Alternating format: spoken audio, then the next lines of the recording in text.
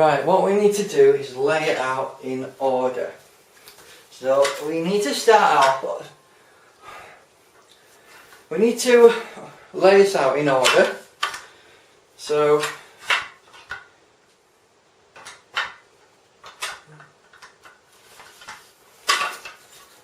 we lay this out in order. Everything is labelled with letters such as A, B, C and D and so forth. So we just need to put this thing together, like so.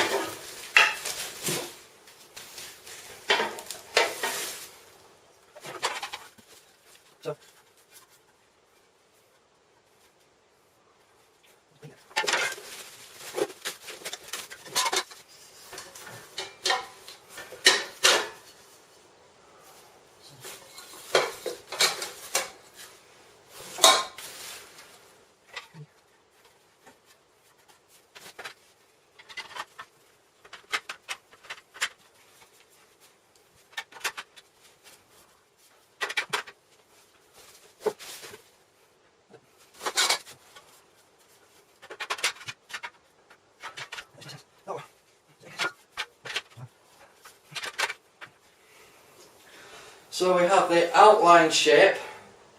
Now we need to build the structure support.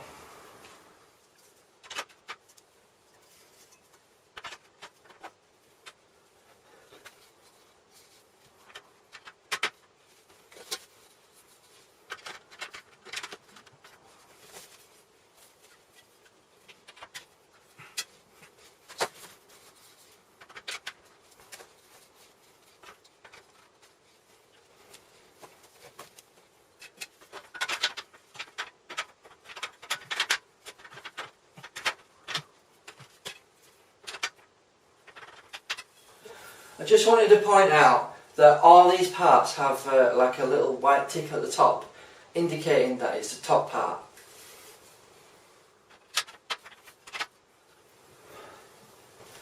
And there we have the main frame constructed. It's just a matter of tightening.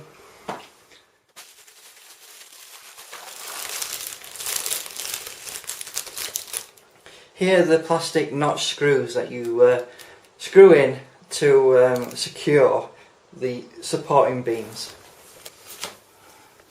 Just to show you what I'm trying to do is we're just trying to screw in these plastic screws in there to secure the supporting beam, so you'll be able to make it very secure.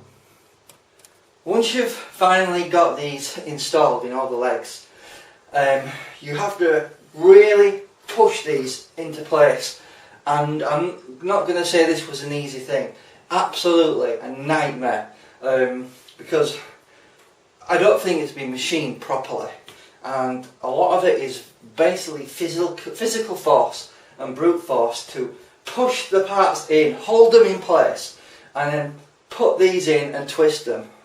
So it'll take a lot of effort and a lot of perseverance, but it should be worthwhile at the end of it.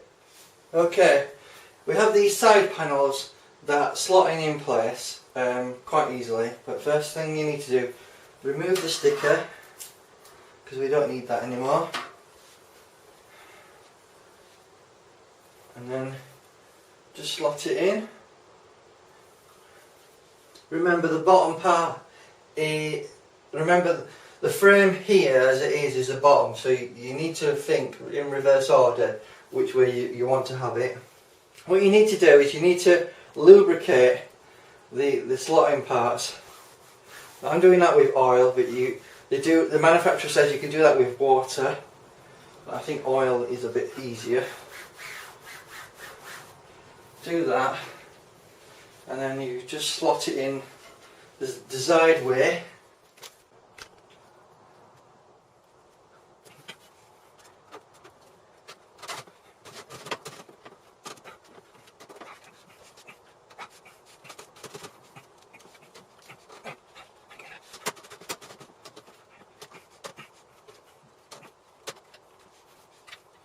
Right, we've got to put this in the right way. Because it's upside down, you've got to remember that. Don't put it in the wrong way. So the most of the volume of space we have here is the bottom part. That's the top part. Keep that in mind. Again, we're going to lubricate it. You can use oil or water. The manufacturer recommends water, but if I'm honest with you, I think oil will do a better job. Vegetable oil should be fine. You just want to make sure you put it in the right slot, as such. So we've lubricated it, and we just slot it in the right way, as we have on all the other ones, like so. And then just slot it down. It should be relatively easy, this one. If you find that you're hurting your hands a lot, because a lot of this is brute force, just get that key thing that comes with it and just push it down a little bit with that, then you don't hurt your hands as much. And then that's in place, and we'll do the rest. Remember, lubricate it so it slots in nicely. Again, remember you put it in the right way.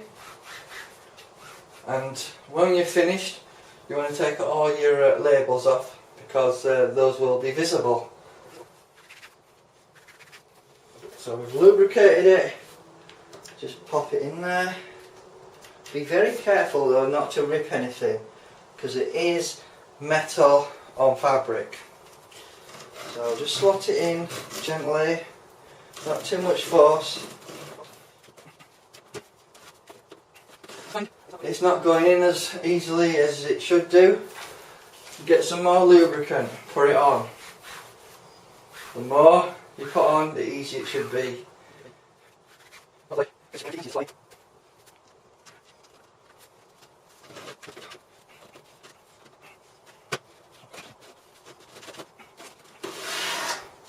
You might have noticed I'm putting it the wrong way, so that explains why I'm having difficulty.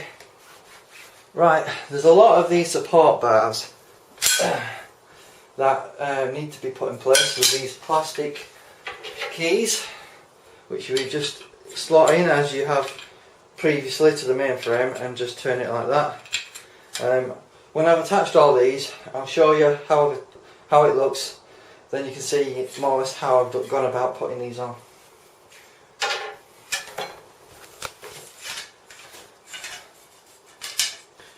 Right, we have 4 long supporting beams that will go vertically and 2 will go crossways.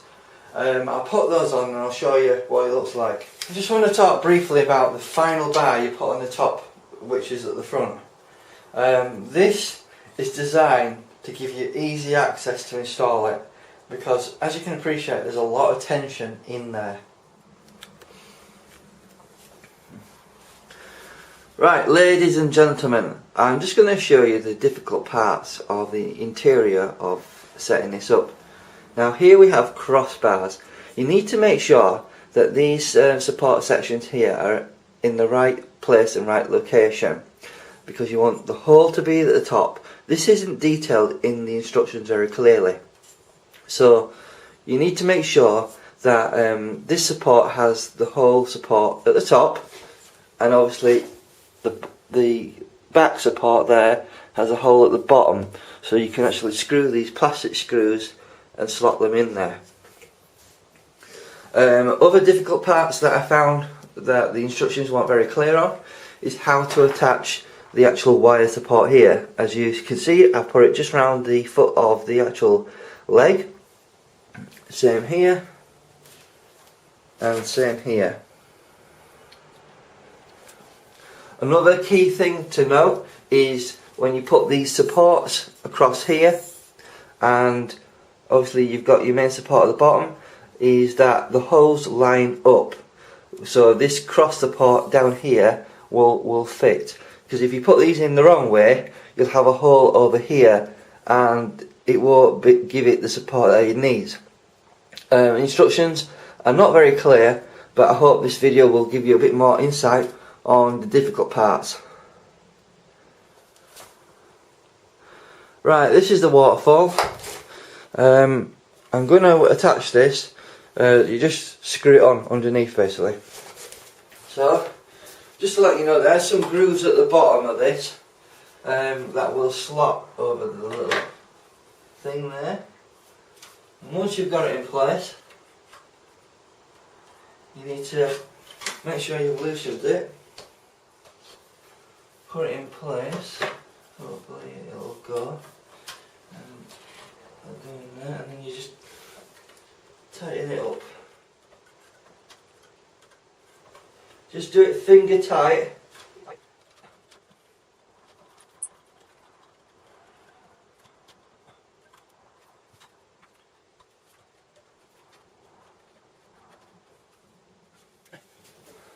And there you go, that's the waterfall setup. Right, I just wanted to show you the underlay that is used to protect the liner. That it's really there if you're putting this outside and you possibly have stones and debris lying around. It's designed to protect the liner. Right, here is the liner with the 3 front windows.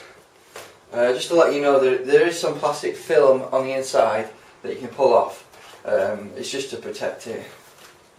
So basically you just fit it in like that, like so. I just want to show you the hooks that you attach the liner to, which are these things here. So the idea is you get one of these holes here, and you attach it on there, and it should be quite simple. But I'll get on with the install.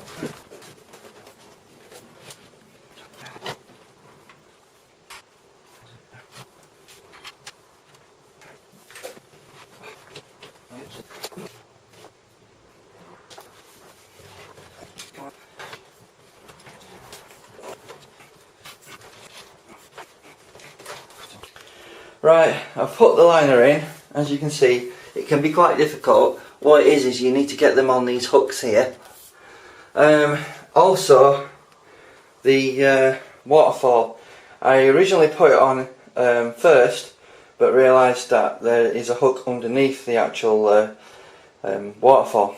So I took that off, put the liner in properly, took a good 20 minutes to do so, and then put the waterfall back on.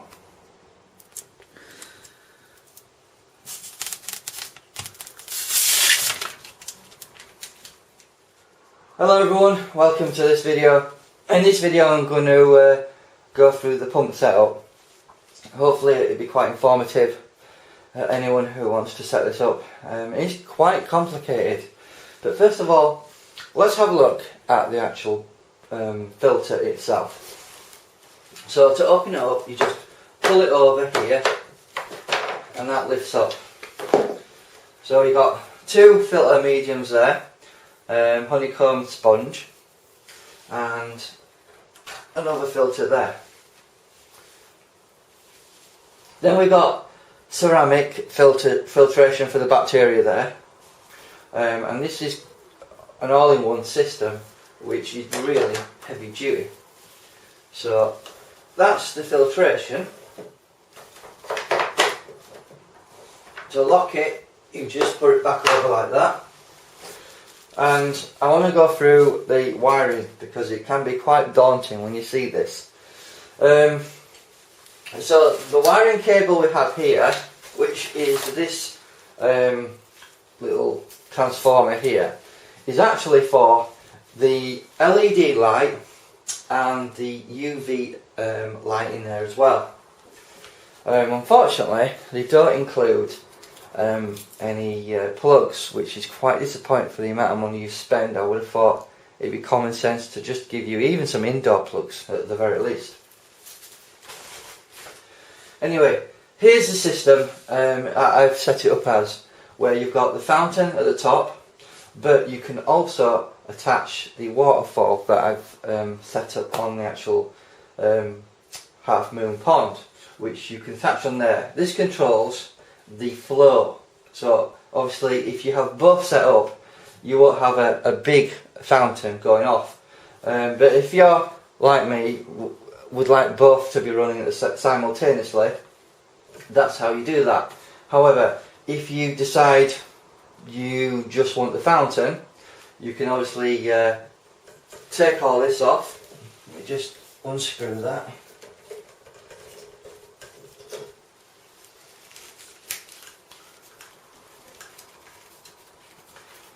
Take all that off. Attach one of these nozzles here. This is just for the waterfall. Put it back on there, like so, and then you just attach your pipe, your PVC pipe to that for your waterfall, and obviously that is pretty good. If you want to control the flow, however, of your waterfall, you can do that. I'm taking that off, because this little device controls the flow, you see. So what you can do is take that off. Well, what's pretty good about this pump is it's quite high quality and heavy duty. So it should be more than useful for anyone who's wants to do this. Also has a telescopic arm on here, so that can go up and down. So you just reattach the flow.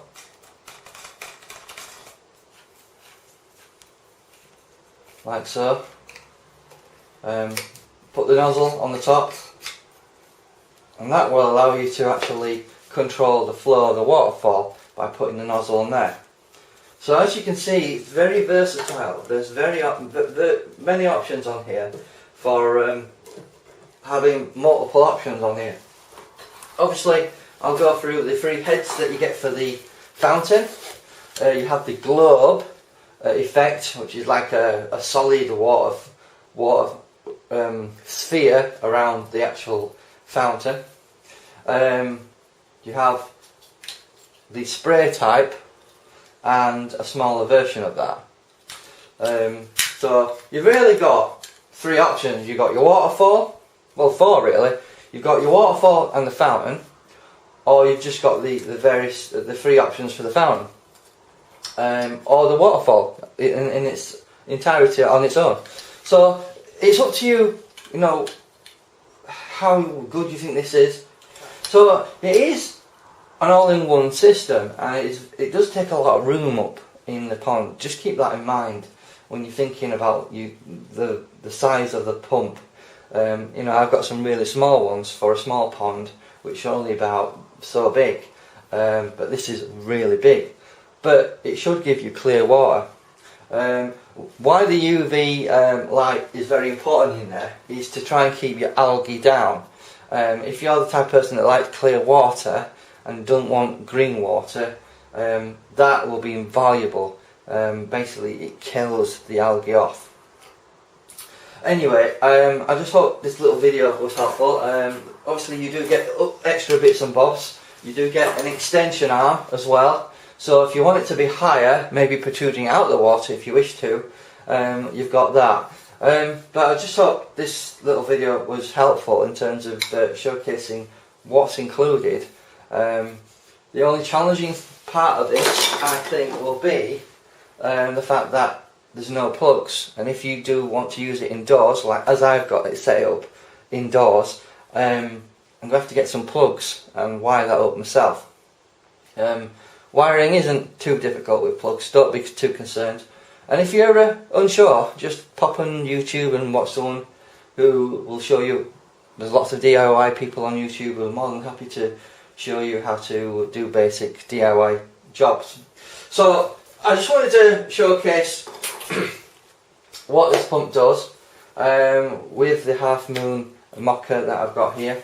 One other feature that I don't think I've mentioned is there is a ball joint here, so you can aim it if you want the waterfall to fall off a certain way, a certain angle. So I just hope you find this video helpful, and thanks for your time. Right, I've more or less set it up. I'm just filling it up, and I'm just testing it out to see how it performs with both the fountain and the waterfall feature. Let me know in the comments what you think about this. But to be honest with you, they recommend it takes about an hour to do. I've spent about the best part of a day doing this.